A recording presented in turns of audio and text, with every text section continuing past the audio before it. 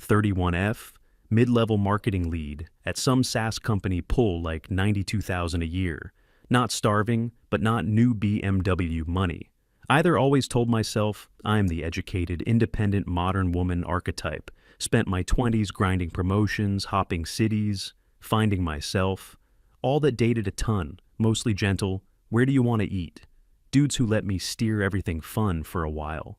Then it starts feeling like I'm dating interns with abs. Get bored because none of them have any fire, meet a guy named Ethan. About 4 years ago, he's 34, M. Senior software architect at a big-name tech place, makes around $340,000, plus whatever stock wizardry he has going on, immediately. Not like the other guys I'd been collecting, like Pokemon Calm fixes problems instead of arguing about them. Doesn't take the bait when people try to start drama. First few dates, his quiet thing freaks me out. He'll just listen, and I'm sitting there, like, is he judging me? Is he secretly thinking I'm annoying? Turns out no, he's just observing like a human. CPU. Once I stop projecting my insecurities onto it, we click hard, move in together after about a year. Life becomes objectively insane in a good way. Downtown high-rise, the kind with a doorman who acts like you're a celebrity, floor-to-ceiling windows. View looks like a screensaver gym in the building, so you can pretend you'll use it every day. He covers rent, utilities, groceries. No weird speeches, no keeping score, no you owe me. I use my paycheck for my stuff.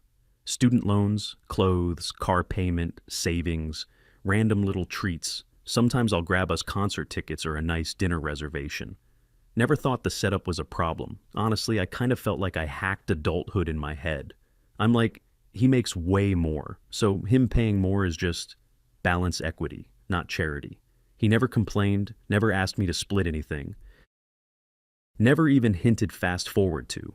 7 months ago, Ethan plans this whole weekend trip, like he's a Pinterest board with a black card. Flies us out to Santa Barbara for 2 nights. Rents a private little hillside villa with an infinity pool. Sunset wine tasting, the whole romantic montage package. Next morning, we do a sunrise hot air balloon ride. I'm half asleep, hair doing its own thing, trying not to puke from the sway we land. There's champagne. The pilot is smiling, like he knows something. Ethan gets down on one knee in the grass, like it's a movie, pulls out a ring that could blind a small village platinum band. Ethically sourced stone. The whole responsible luxury flex.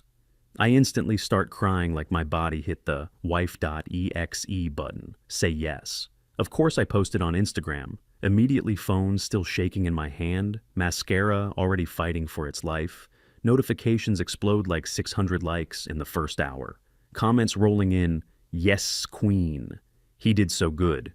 You deserve this. I'm floating, feel like the main character of the universe for exactly 1 day and 20 hours. Wedding planning starts basically the second we get home. I want a destination wedding in Italy. Amalfi Coast vibes, lemons, cliffs, dramatic water, expensive air.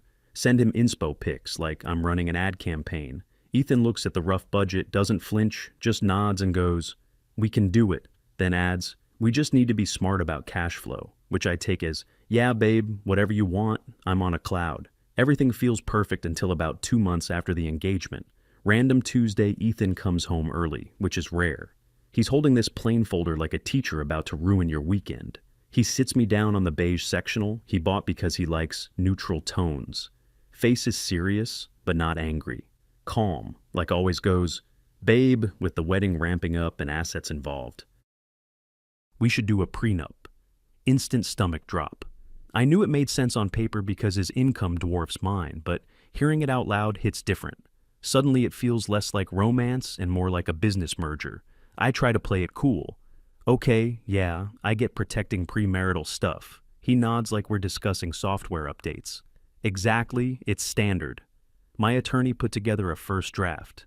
Take it, have your lawyer review it. It's negotiable, obviously. Then he hands me the folder. It feels heavy in this stupid symbolic way.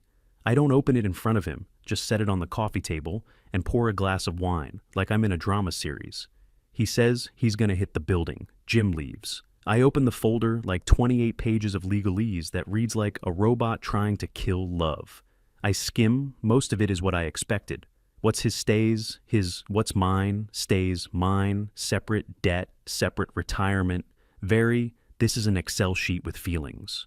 Then I hit an infidelity clause. It's labeled something like Article 7, subsection B, in the event of divorce due to proven infidelity, sexual or emotional, by either party, the cheating party forfeits all rights to spousal support, alimony, and any lump sum settlement. I just stare at it. It applies to both of us, but for some reason my blood starts boiling anyway. It feels like a threat dressed up as mutual, like he's already planning the exit ramp, and emotional infidelity is so squishy, it might as well be a weapon. What counts texting an ex happy birthday, venting to a guy at work about a stressful day, liking some dude's photo? Because your thumb slipped, my brain starts building worst-case scenarios at record speed. It starts feeling less like protecting assets and more like controlling behavior, like a trap.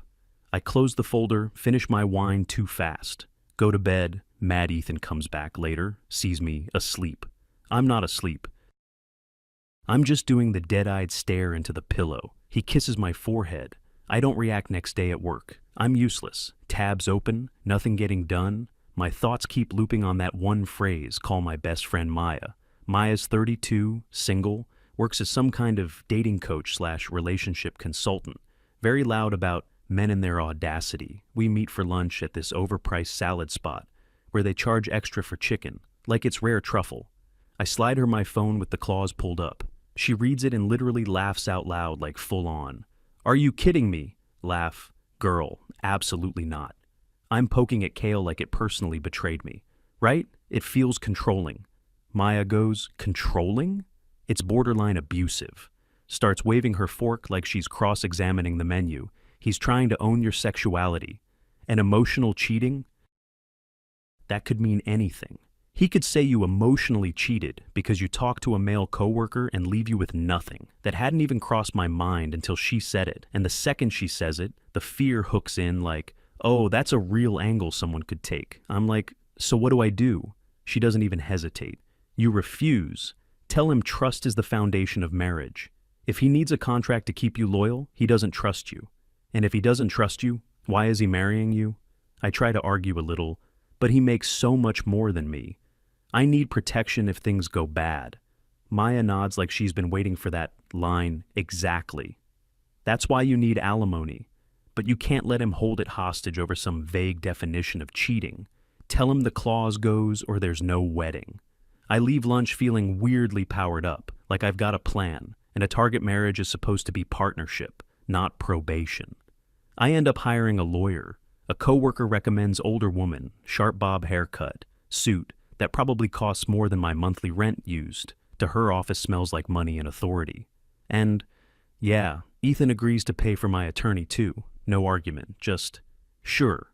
We sit across from her desk. She reads the draft with this dead serious face, then looks up and goes, the asset division is pretty standard. The spousal support schedule he's offering is actually quite generous, considering projected marriage length. I point right at the part that's been living rent-free in my skull. What about the cheating clause? She adjusts her glasses like she's about to deliver weather reports for courtrooms. It's becoming more common. Usually we try to define infidelity very strictly to avoid ambiguity. Tell my lawyer, I want that emotional cheating nonsense gone. She goes, I can redline it so it's only physical contact, like actual bodies touching kind of thing. Nope, no, I want the whole clause deleted. She pauses and gives me that lawyer stare. Okay. We can ask. Then she does the polite reality check voice. But the higher earner usually insists on it. It's to avoid paying support to someone who violated the vows. It's basically a protection mechanism. My face gets hot. It's insulting. Start parroting Maya's lines like she's whispering in my ear. It turns our relationship into a transaction. I'm not signing something that assumes I'm going to cheat. Lawyer scribbles a note without even blinking. Strike the infidelity section. Anything else? I skim the money parts again. Numbers look fine. The asset split is whatever the support schedule was. Actually decent, so I'm like, nope, that's it. That night, I bring it up to Ethan. We're on the couch with greasy Thai takeout on the coffee table pad. Thai, spring rolls, the little plastic containers that never close. Right? Ethan, I read the prenup. He's chewing. totally calm. Yeah? I'm okay with separating assets, but I'm not signing the cheating clause. He stops chewing swallows slow like he's resetting his brain. Why not? Because it's insulting. It assumes I'm going to cheat. It sets a horrible tone for marriage. Trust should be enough. He just looks at me, same calm eyes. It's not an assumption. It's insurance. I don't assume my condo burns down, but I still have fire insurance. If you don't cheat, it never touches you. It just sits there. I can feel my voice rising anyway. It's the principle, and the emotional part is a trap. You could use that to cut me off if I talk to a male friend. He shrugs slightly. Then we define it better. Make it require proof. Messages, admission, something clear. I'm fine tightening the language. No, I want it gone. He puts his fork down, like we're in a courtroom. Now, Amy, I'm taking the financial risk. If we divorce, I could be paying you thousands a month for years. I'm okay with that if it ends because life happens. But I'm not paying you after you betray me. That line hits me like a slap. See? I snap. You're obsessed with money. It's always power with men. You want the purse strings so I behave? He rubs his temples like I'm giving him a migraine on purpose. It's fairness. You talk about equality all the time, right? Equality means accountability. If you break the marriage contract, why should you benefit from the prenup contract? I'm getting teary. Hate that I'm getting teary. Because I'm your wife. You're supposed to care about my well-being regardless. He watches me cry, like he's watching a loading bar expression, unreadable, then finally he sighs. Okay, let me think. I'll talk to my lawyer. And I get this stupid surge of victory. Like, I just won a boss fight. I held my ground. I didn't let the patriarchy write the rules. Week goes by, things get chilly in the apartment, not screaming, just distant. He's polite but cold, spends extra time in his home office, door closed, headphones on, living like I'm a roommate. I tell myself he's sulking because he didn't get his way. Go out with Maya, and some of the girls tell them I didn't budge. They hype me up, like I just led a revolution. Good. He needs to know you're not property. One of them, Jenna, goes on this rant about how men think money buys obedience. I eat it up, feel validated, post an IG story about setting boundaries and knowing your worth, corny as hell. But I'm feeling myself. Ethan watches it, doesn't like it. No reaction at all. 2 days later, he calls me into the living room, again, same spot. Same beige sectional new folder in his hand, and his voice is flat. Almost bored. I talk to my lawyer. I'm already smiling because I'm expecting the win. He continues, you were right about one thing. The cheating clause was messy. Defining infidelity is difficult. It turns into surveillance. I'm practically glowing. Exactly. I'm so glad you get it, babe. He doesn't smile back. So I removed it. It's gone. I stand up to hug him, like, okay, cool, crisis solved. He gently stops me with a hand up, not aggressive, just firm. Read the new draft first. I sit back down, feeling triumphant, flip straight to the spousal support part. Article 5, paragraph A. My eyes lock onto one sentence and my brain short circuits. In the event of dissolution of marriage for any reason, both parties waive all rights to spousal support, alimony, or maintenance. Each retains their own earnings and assets acquired during the marriage. I blink, read it again slower, like maybe the words will rearrange into something less insane. Alimony, 0. No matter what, I look up at him. Wait, you took out the alimony? He leans back like we're discussing printer ink. Yes. Why? We agreed on the schedule. You literally said you'd support me if things didn't work out. He nods, totally calm. I did. Under the condition there was a penalty for betrayal. You removed the penalty, so I removed the risk. My chest goes tight. This isn't fair, I shout. You make like 4 times what I make. If we divorce after 10 years, I'll be used to a certain lifestyle. I'll have spent my best years. I'll have supported that lifestyle too. He doesn't flinch. You have a job. You have a degree. You're an independent woman, Amy. You've told me that 100 times.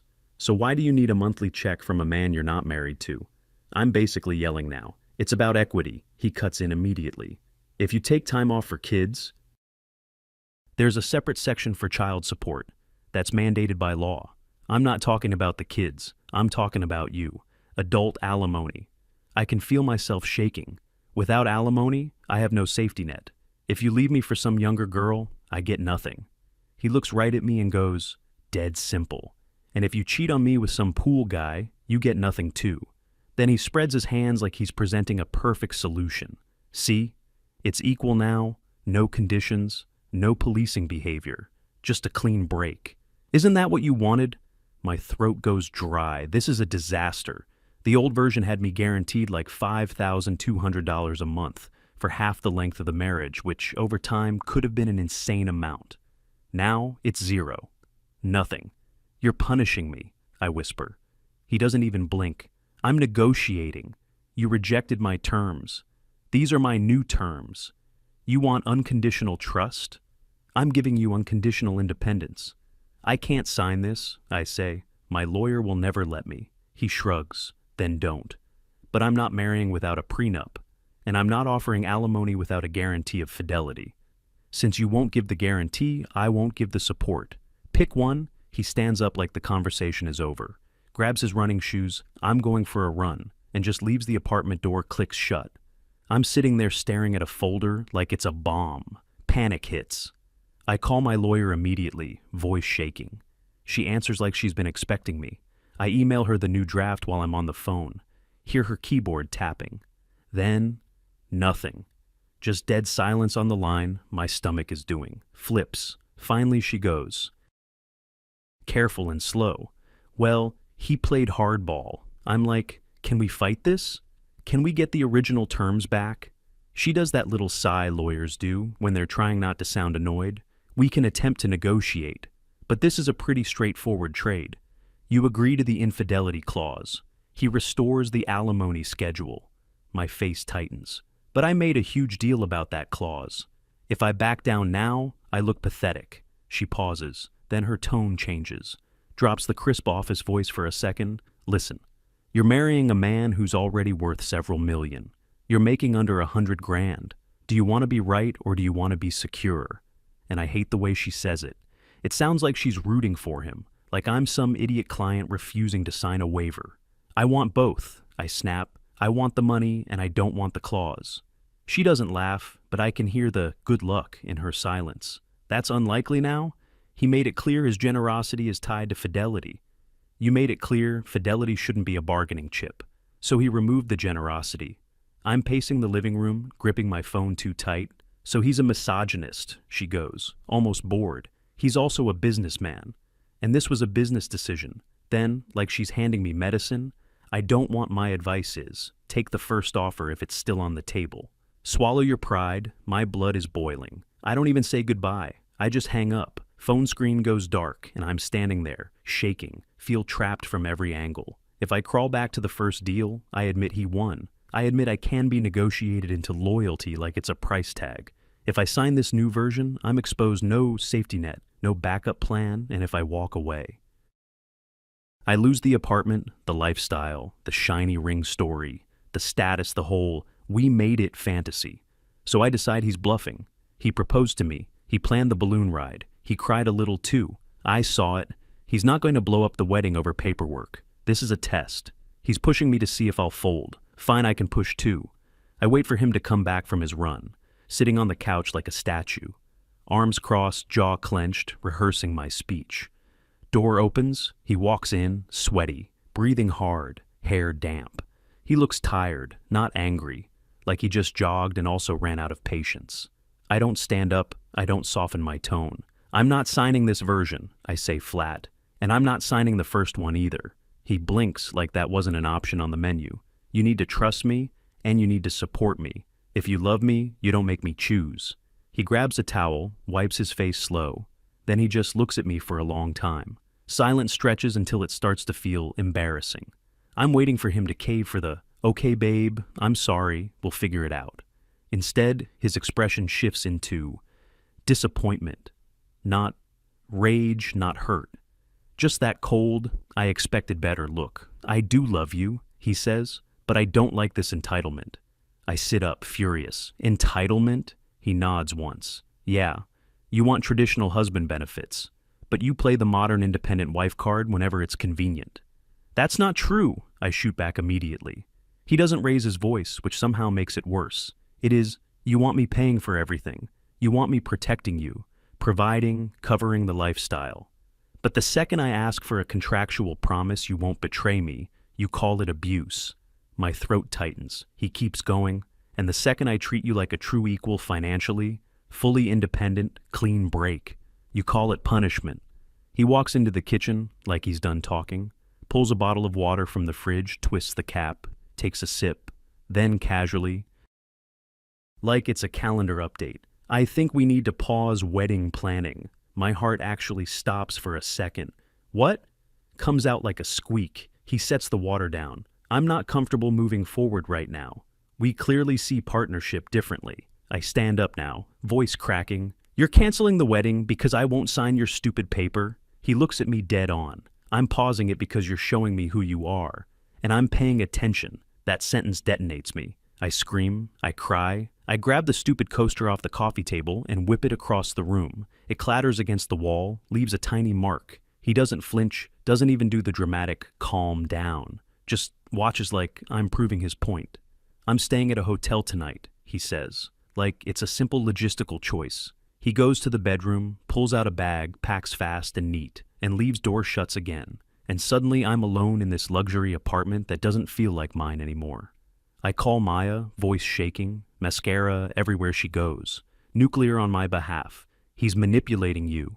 He's twisting it. Don't you dare give in. He'll come crawling back in 2 days. This is just a tantrum. I want to believe her so badly. I basically inhale it the next 3 days. I'm on my phone nonstop posting vague, sad quotes on my stories. Little black and white sunsets, protect your peace, know your worth, waiting for his name to pop up, waiting for the apology. Text, it doesn't come. Day 4, I get an email, not from Ethan, from the leasing office subject line, makes my stomach drop. Lease termination, notice I open it. It's real. It says the lease is being ended early. Break fee, paid notice period, 30 days. My hands go numb. I text him immediately. What the hell is this? No response for an hour. Then my phone buzzes short. Cold message, I'm moving out. You have 30 days. Rent for this month is covered. We're done. That's it. No explanation, no emotion. Like he's canceling a subscription. Something in me snaps. I grab my keys and drive straight to his office building, hands shaking on the steering wheel. I'm rehearsing the speech the whole way. I'm gonna shame him. I'm gonna make him see how toxic this is. I'm gonna make him feel it. I park in the garage and basically sprint into the lobby. The receptionist is the same girl I've smiled at for 2 years. Same polished hair, same blank professional face. She sees me and immediately looks uncomfortable, starts shuffling papers like she can hide behind them. I say his name, she doesn't even let me finish. I can't let you up. He left specific instructions. No visitors. I'm not a visitor, I bark. I'm his fiancé. My voice cracks on the last word. Hate that it cracks people in the lobby. Glance over, one guy pretends he isn't staring while staring. Then security starts walking toward me. Big dude, hand near his belt. Bored eyes. Ma'am, you need to leave or wait outside. I just stand there, humiliated, heat crawling up my neck like I'm being kicked out of my own life. In public, I spin around and march out to the sidewalk, and of course, it starts drizzling thin, cold rain, the kind that soaks you slowly. I decide I'm not leaving. He has to come out. Eventually, I'll wait him out. I stand there for 3 hours, hair getting damp, makeup itching, replaying arguments in my head, sharpening them, misogynist, manipulator, control, freak. I'm building a whole closing statement like I'm on trial then, around 6:10-ish. The glass doors finally open. Ethan steps out holding a coffee cup, talking to some older guy in a suit. Later, I realize it's their CFO. Ethan looks fine, normal, relaxed. He's actually laughing at something. The CFO said, and that laugh slices straight through me. How is he laughing? How is he standing there? Like he didn't just blow up my entire world. I rush toward them. Ethan! He stops instantly. His smile disappears so fast, it's like someone flipped a switch. His face goes into that neutral boardroom mask. The CFO does this awkward half nod, half flinch, mumbles something, and speed walks toward his car like he wants to vanish. We're standing outside on the slick sidewalk, rain misting everything, just me and him, and that cold glass office glow behind us. Amy, he says. Not babe, not sweetheart, Just my name, voice has zero warmth in it. I lose it. You can't just kick me out with an email, I shout. Don't care who hears. Don't care that people are walking by. That's illegal. That's disgusting. You're trying to scare me. He casually adjusts his cuff like I'm pitching an ad concept. He hates. It's a month-to-month lease. It's in my name. You got 30 days notice. It's legal. Then he adds, calm as ever. And I'm not scaring you. I'm disengaging. My throat tightens. But we were getting married. I booked calls with venues. I told my parents. You owe me an explanation. He doesn't blink. I already gave you one. You said asking for a fidelity guarantee was abusive. You said my financial support was a control tactic. So I removed the support. I removed the control. You're free now. I start crying, like full ugly crying tears mixing with rain. This isn't freedom. This is abandonment. He looks me straight in the eye. No anger, no guilt. It's consequences. You negotiated yourself out of the relationship, Amy. My hands are shaking. He keeps going. Like he's reading bullet points. You treated marriage like a power struggle. Like you had to win every concession. You wanted the lifestyle perks of a traditional wife, with the no accountability vibe of a casual girlfriend. I choke on my words. It wasn't a power struggle. I was fighting for my rights. He checks his watch, like he's late for a meeting. You were fighting a ghost. I offered you everything, and you spit on it because you hated the fine print about loyalty. Then he turns and starts walking toward his car. Sleek black EV parked at the curb. One of those silent, expensive ones that looks like a spaceship. And something in me drops. The anger just drains out, replaced by pure, stupid terror. Oh my God, he's actually leaving. I rush after him, grab his arm. Ethan, wait, stop, I'll sign it, okay? I'll sign the first version, the clause, all of it. I don't care, just come home. He stops, looks down at my hand on his suit jacket, then gently, firmly, removes it like he's peeling off a sticker. No, he says. I blink at him. Why? That's what you wanted, and for the first time his voice sounds tired, almost sad. I wanted a wife who wanted to be faithful, not a wife who needs legal pressure because she's scared of being broke. My chest caves in. Please, I whisper. I love you. He opens the car door, pauses, looks back at me one last time, eyes exhausted. I know you think you do, but you love what I provide, Amy, not me. If you love me, that clause wouldn't have been a hill to die on. Then he gets in door shuts with this heavy thunk car hums to life and glides away into the wet street like nothing happened. I'm just standing there in the rain, an exhaust mist hair plastered to my face, makeup running, feeling like a lunatic. A pack of interns walks by, all of them doing that sideways stare like, is that lady okay? I feel microscopic, like I sat down at a poker table with junk cards and went all in against a straight flush. I go back to the apartment. The elevator ride feels like a funeral procession. Once inside, I open my laptop and start searching rentals I can afford. On my salary, reality hits immediately. I can't afford anything near the city core, not even close studios. 45 minutes out, next to highways, no parking, questionable locks. One listing is like $2,050 a month, and that's before utilities after taxes and student loans and car payment. That's basically half my paycheck. I stare at my closet, all the nice stuff. Designer dresses, heels. I wore twice handbags that cost more than my first car. A bunch of it he bought me, and it lands in my stomach like a cinder block. I didn't just mess up, I fumbled the bag on an Olympic level. 2 weeks later, I'm packing boxes. Maya comes over to help, which mostly means she brings wine and rage. You're better off without him, she insists. He was toxic. I nod, because it's easier than arguing. But I'm looking at the place I'm moving into. Tiny studio cheap vinyl floors that peel at the corners. Window facing a brick wall. No central air, the kind of building where you can hear your neighbor cough, and I don't feel like I escaped anything. I feel like I shot myself in the foot and then blamed the gun. I try to get back on dating apps, rewrite my profile, like I'm rebranding independent woman looking for a partner, not a savior. The matches are immediately different. The guys around my age who are actually doing well. They're not trying to lock anything down. They want vibes, they want fun, they want a situationship with plausible deniability. The guys who want serious, they're struggling first date with a 34-year-old barista. Nice enough, cute smile checks come, and he goes, "So we splitting?" Another guy is 36, lives with 3 roommates, talks nonstop about his art and how society doesn't get him. I go out with a project manager, turns out he manages a construction crew, makes like 62,000 good dude, polite, asks real questions. Bill comes, he looks at me like it's obvious. We splitting? I force a smile and tap my card. Like, I'm fine inside. I'm dying 3 months after the breakup. I'm miserable, work gets harder, because I'm constantly stressed about money. I'm doing mental math in meetings. My performance drops. My manager pulls me aside. "Amy, you seem really distracted lately." And I want to say yeah, because I'm eating instant ramen in a shoebox instead of sushi in a penthouse. But I just mumble something about a lot going on. At night, I stalk Ethan on social media with a burner account.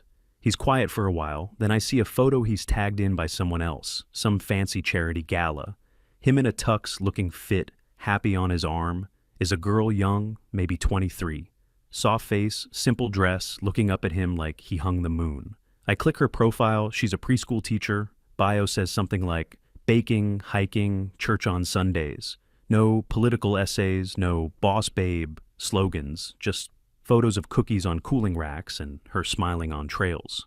My stomach drops through the floor. Maya texts me the same screenshot 10 minutes later. "Look at this. She probably has 2 brain cells. He just wants a servant." I type back, "Yeah, LOL totally." But I'm not laughing. I don't even believe it anymore. I sit in my empty apartment listening to sirens outside, rain ticking against the window, and my mind keeps replaying that prenup conversation, him saying, "I do love you," the revised draft with 0 support. The way he didn't yell, didn't threaten. Just stepped away, and the worst realization finally settles in. He wasn't trying to control me. He was trying to protect himself from exactly the people I listened to. Yeah, turns out taking advice from bitter single women has consequences. I wanted the authority of a modern woman and the perks of a traditional wife. I got the authority. I'm fully independent. Now, nobody is checking my tone. Nobody is handing me contracts. Nobody cares if I flirt, text, disappear. Because nobody is committed to me in the first place. Months, smeared together, Seattle winter rolls in gray sky, cold drizzle, that damp, depressing air that makes everything feel heavier and reality starts collecting its payments. My student loans kick back on. I'd been deferring them, straight up assuming Ethan would wipe them out after the wedding. Now it's just me and my budget spreadsheet. Budget is tight in a way that makes your stomach hurt. My car starts making that grinding noise. Mechanic says brakes, and I don't have brakes money. So I start selling stuff on Poshmark. Specifically the handbags he bought me, and packing them up feels like ripping skin off. Each one is a memory I can hold. The YSL. He got me in Chicago after that fancy steak dinner, the Gucci from my birthday when he surprised me with a weekend trip.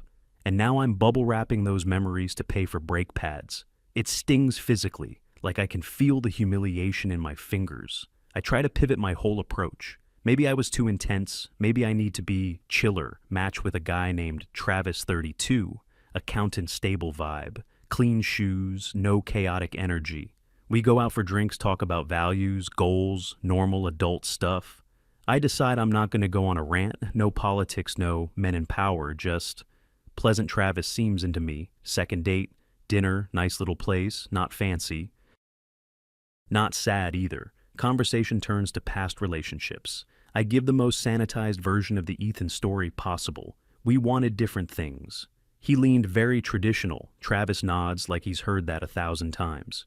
Yeah, traditional is hard in this city. Then he says it, "I'm looking for a partner, an equal." I perk up fast. Exactly. That's what I want too. Travis smiles. Great. So you're cool with 50-50 on everything, right? Rent, bills, chores, all of it. And I hesitate not even on purpose, it just catches in my throat.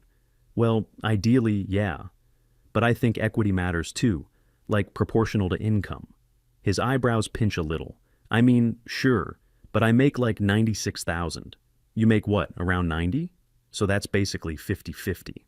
And that's the moment I feel the exhaustion settle into my bones. Because with Ethan, my paycheck was my money, fun money, savings money. I can buy myself nice things, money with Travis. My paycheck is survival, money rent, and groceries and loan payments money. The romance drains right out of the room. And I realize something ugly. I'm not actually looking for an equal. I'm looking for a provider, but I'm not allowed to say that. Not to Travis, not to my friends, barely even to myself. A year passes, I'm 30 now. The big three? Oh, I spend my birthday in a dive bar with Maya and Jenna. Sticky floors, cheap neon lights, watered-down drinks. They do shots and toast to freedom. They're laughing like it's a victory party. I smile, but I feel like I'm gonna throw up. I go to the bathroom to check my phone, and I do the dumbest thing possible. I unblock Ethan just to peek bad idea wedding photos. He married the preschool teacher. They're in Maui or somewhere like that. Blue water, sunset, the whole postcard vibe. She looks radiant, soft smile, simple dress. Glowing like she belongs there. He looks happier than I ever saw him with me. Caption says something like, "To my beautiful wife. Thank you for choosing me. Here's to a lifetime of trust." Trust, that word burns straight into my brain, and my first thought is petty and poisonous. He didn't make her sign the zero alimony version, I bet. Or maybe he did, and she signed it without blinking, because she wasn't planning on cheating, or maybe she signed the cheating clause because she didn't have a podcast in her ear telling her loyalty is oppression. I scroll and see a comment from his mom. "Welcome to the family, sweetheart. So happy for you both." And I just slide down the bathroom wall, full collapse drunk, mascara melting, breathing like I'm having a medical emergency. Girl in the next stall goes, "Are you okay?" And I can't even lie. "No," I sob. She goes into instant sister mode. "Did some guy hurt you?" I shake my head, voice cracked. "No." I hurt myself, and it hits me so hard in that tiny bathroom, like I won the lottery and ripped up the ticket, because I didn't like the print. Monday morning, I show up to work hungover and hollow, trying to act normal. HR emails me to come, and my stomach drops before I even stand up. HR director sits me down, corporate face on, we are restructuring, marketing is being reduced, tech contraction, we have to let you go. Severance is 2 weeks, 2 weeks. I pack my sad little box desk plant, charger, random pens, walk out and stand on the curb waiting for an Uber, because I can't afford parking downtown anymore. And while I'm standing there, I look up and I can see the high-rise I used to live in, the one with the gym and the doorman and the stupid perfect view top floors glowing warm gold. And my brain tortures me with a picture him up there cooking dinner for his new wife, her telling him about her day with little kids and finger paint him, listening, actually listening, not tolerating listening, like he respects her peace. I look down at my phone, notification from Maya, brunch tomorrow. I have to tell you about this toxic guy I matched with on Bumble. And something in me just breaks cleanly. I delete it, I block her, no dramatic speech, no goodbye. Just silence. Uber driver cancels on me. Of course he does. So I start walking toward the bus stop in my work shoes, rain in my face, and I keep thinking about that cheating clause, how furious I felt, how righteous I was. It's the principle, I'd said, like that meant something. Well, I have my principles now. I also have instant noodles and a bus pass and 2 weeks severance. And the worst part is realizing the real trap wasn't ink on paper. It was the story I kept telling myself that I deserved a lifestyle. I didn't earn that I could demand security while calling accountability control. I'm an independent woman now, and I have never been more scared in my entire life.